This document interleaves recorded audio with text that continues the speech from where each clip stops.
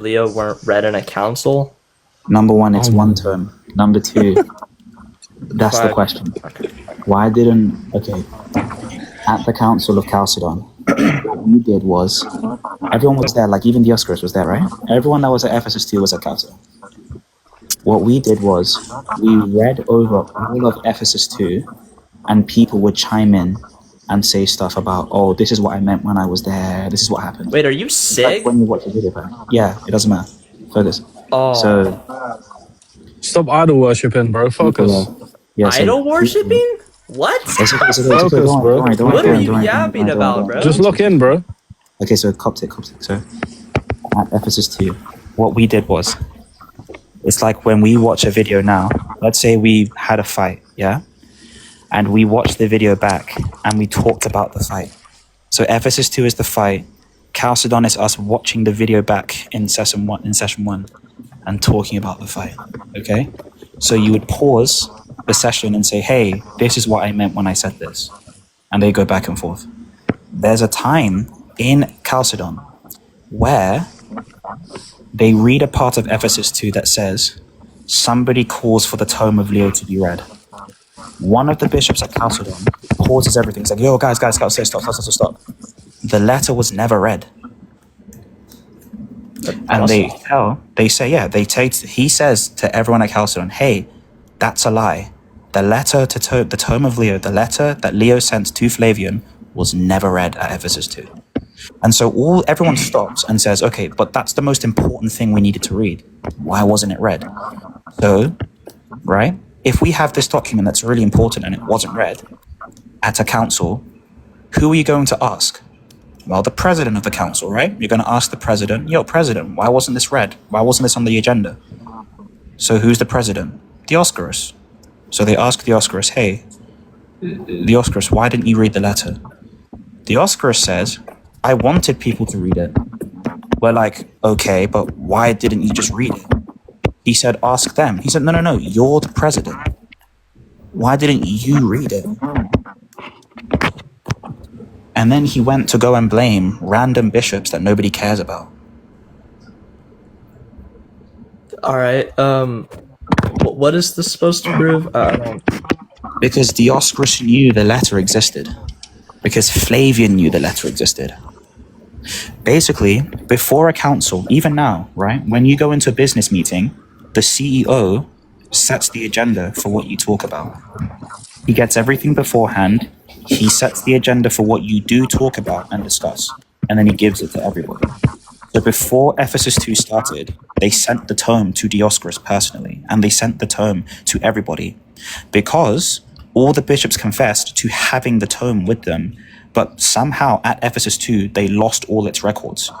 But the only person that can control all the records at Ephesus 2 is the president.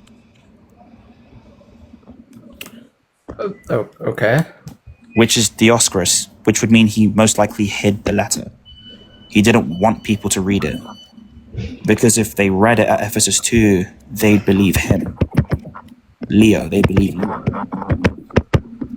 Because they ended up believing him 2 years later, when they all read the letter. Oh yeah, I mean, sure, I'm fine with granting that. So that means that you are granting that at Ephesus 2, in order to get the result he wanted, he lied to everybody. I'm fine with granting that. I just don't understand what the argument is. Like, so you grant that Ephesus 2 is based off a lie? Well, I'm just granting that Dioscorus isn't infallible when it comes to speaking. His actions. That's fine, but it's not that he spoke. It's that he lied to get people to say things. His actions also aren't infallible, though. Pardon? His actions also aren't infallible, though. So I mean, but his action is the profession of Ephesus 2. He told everybody to say this, and everybody said it. But the thing that they're saying is based off a lie. Yeah, we don't base our infallible councils aren't based off of like a person's actions or words. They're based off the doctrine and dogma. It's not okay. The doctrine and dogma of Ephesus 2 was that Flavian was wrong for deposing Eutyches. And Eutyches was deposed because he said the wrong thing in 448. Flavian, right, says, hey, can I read this thing, please, which is Leo's term. And Ephesus dogmatically says Leo's term is wrong, right? That's the point, right? Leo's term is wrong at Ephesus 2, right? Yeah. Okay, so they infallibly said that Leo's term is wrong, right? Sure. I don't. Yeah. Okay, but if you say that Leo's term is wrong based on a lie, then the infallibility isn't just for the declaration, but the reason for it. Like, your reasoning for declaring the truth would also be infallible because it led you to that truth. That's. I guess. Yeah. But the reason they declared that truth was because Dioscorus lied to them. All right. Yeah. I mean, he lied. That's an issue. I don't. So then the lie, which is the reason, as you said, the reason would also be infallible. That would make the lie infallible. If I'm not mistaken, don't Eastern Orthodox affirm Ephesus too? No, we don't. Oh, wait. You guys only think that Ephesus was one. Okay. Yeah, Ephesus 1 is fine. Ephesus 2 is not fine. We think it's a robber synod. Well, people think it's a robber synod, but even now in the more modern day, we're a bit nicer because we like philanthropy. But even at the time, like, we don't like Ephesus 2 because you unalived our patriarch, dude. Okay, yeah. I don't personally run whatever argument this is. I've never even heard of it before. It's not. Stop thinking of argument running. This is just the data that was there. We know for a fact that Flavian got injured at the council and died because of his injuries at the council. He got murked there, and he got murked by mobs that weren't us. It was you guys, specifically, like people that were Alexandrian, went over there, broke down the palace somehow, even though it's surrounded by guards, and murked the most powerful guy in the country. That sucks. Yeah, that's Yeah, okay, bad. so is there any other ecumenical council that you can think of where patriarchs get murked? I didn't even know a patriarch got murked there, man. I don't. Wait, never didn't the researched Patriarch of that. Constantinople get murdered at Florence too? I don't think he got murked. He just got starved, which is different. Oh well, yeah. I mean, still died because of it. I don't know He if wasn't. as a result of that. I think he died later on. Maybe the starving did have to contribute to it, but he didn't die at. Maybe he did. I think it's at Florence specifically. I don't know. But the point is, that does not happen to synods that are holy. Like, you don't do that. Even when you're debating, you don't murk servants of God. Yeah, I agree. So then how can that be an ecumenical council when you're murking people? I just want to know why your whole ontology changed as soon as SIIG came up. It's crazy out here, bro. It's fine. Let's just My focus. whole ontology didn't change at all. I was just asking why you're making positive claims and not like talking about the claim. Well, yeah, because I'm not on what here. claim I'm would not on you- here to bolster my ego and quote unquote run Coptic. arguments. I'm not Tomorrow's asking the you to Sunday like of Orthodoxy. holster an What- ego, bro. So tomorrow for us is the Sunday of Orthodoxy. What specifically about Chalcedon do you want to talk about? Because for us, I care about the actual historical proceedings. Like, I try my best to. At Ephesus, so 448, there's an in-house synod. We correctly do our job and depose someone that we don't like. Okay? But that guy had political links with the emperor, and so he manipulated the emperor to call an ecumenical council. So they call one, murk the guy that deposed him, and then 2 years later, we have to fix this whole mess. That's Chalcedon. Chalcedon basically fixes this whole ecclesiastical mess.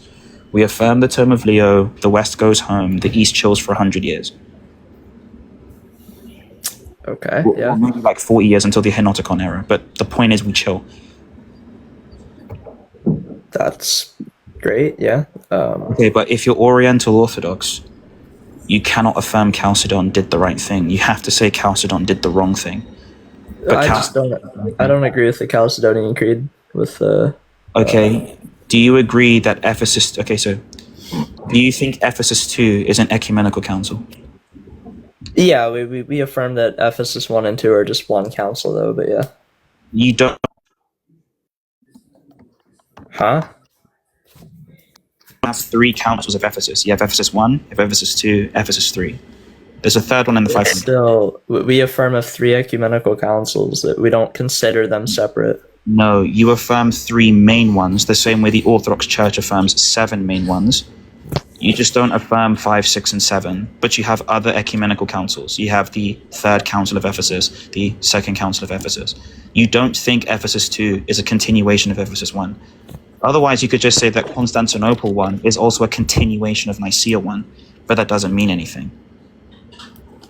Yeah, so with Okay. Ephesus 1 and 2, I don't know much about 3, but I know with 1 and 2, we don't separate them now. You do. Okay, why do you separate Nicaea 1 and Constantinople 1? Even though they preach the same creed. They preached the same creed, but they had 2 different purposes. Okay, Ephesus 1 had the okay. What makes the purpose of Nicaea 1 different from Constantinople 1? I mean, I guess the main reason would be Nicaea was releasing the Nicene Creed and defending the Trinity with it. Constantinople wasn't doing that. Constantinople literally released the Nicene Creed and defended the Trinity. No. They followed the Nicene Creed. They didn't release it. Yes, they did. The creed that you sing in church came from 381. It didn't come from 325. So are you saying the Council of Nicaea didn't make the Nicene Creed? The full name of the creed that you read is the Niceno-Constantinopolitan Creed. You know that little clause? Yeah, okay, you can say the creed, right? You know, I believe in one God, Father Almighty, blah, blah, blah, blah, right? Yeah. Okay. At the end, when you get to "and in the Holy Spirit," what's the next part? I can't recite off the top of my head, man. Cool. The Lord, the giver of life, who proceeds from the Father. That part of the creed isn't in Nicaea. That doesn't exist. That comes from Constantinople. So Okay, Constantinople it's like add-on, yeah. produced a new creed, which is fine. We don't care. It's okay. Okay, so it did produce a creed and defend the Trinity. Yeah. So why don't you treat them both as the same council, even when they have the same purpose? Was Constantinople's only purpose the Nicene Creed? No, the same way that Nicaea's purpose was not only just to produce a creed.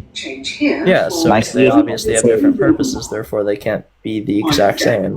But Okay, yeah. but so does Ephesus 1 and Ephesus 2. They don't have the same purpose. We consider them, because they were both solely focused on the natures as part of the... No, they weren't. They were not solely focused on the natures. That was the main purpose. That was not the main purpose. And if you're saying that because the main purpose was the same, you could say the same thing with Nicaea 1 and 2.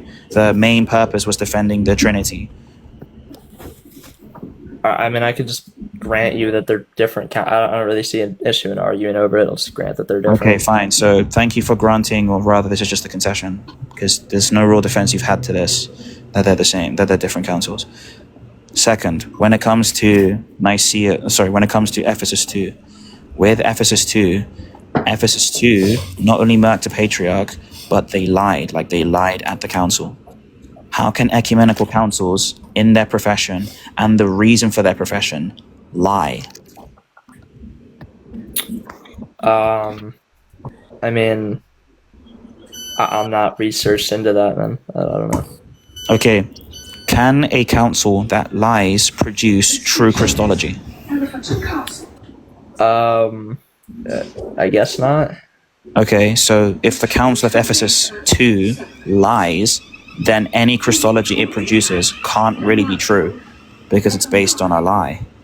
Yeah, that's the point, though. I don't know if they lied or not. I haven't read into it. Okay, so Dioscorus hid the tome, which is a lie of omission, by claiming that the tome doesn't exist, by hiding it. That's a lie, right? And those people made their confession of faith based on the omission of the tome, which would be a lie. Are you going on the internet, bro? She's in my mom right now. All right. What is it, though? She was asking what I want from Cobras.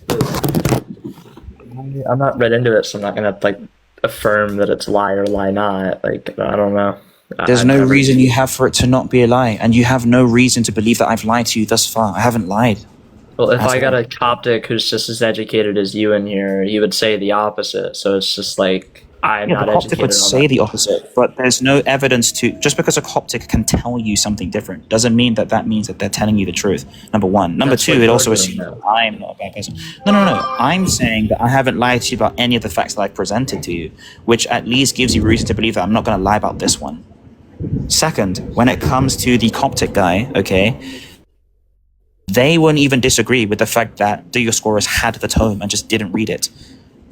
There is not a single Coptic in good faith that would say that Dioscorus didn't have the tome. We all Yeah, know that's he did fine, but look, because Dioscorus you can't.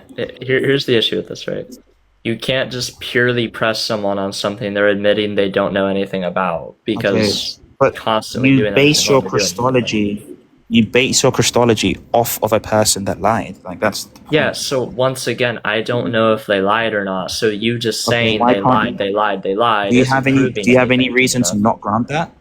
Given the fact From that the fact I haven't researched it, man, I'm not going to grant something that I don't know. That's but you weird. also granted other things that you didn't know either, like the fact that Flavian was because murked. You there's no granted issue that. with granting You also- them. Like, Right, so what's the issue with granting this thing that you also haven't I'm not researched? going to deny my own Christology. I'm not You educated haven't on. denied your Christology. You just said that this a person lied, and you said that people lying doesn't affect your Christology anyway, even though your Christology would be based Yeah, off a but lie. you made the point that they were speaking infallibly, therefore they're lying infallibly. So if they were, then I'm not doing that. Like, what? Okay, so you don't want to concede this point because it would mean you're wrong. I'm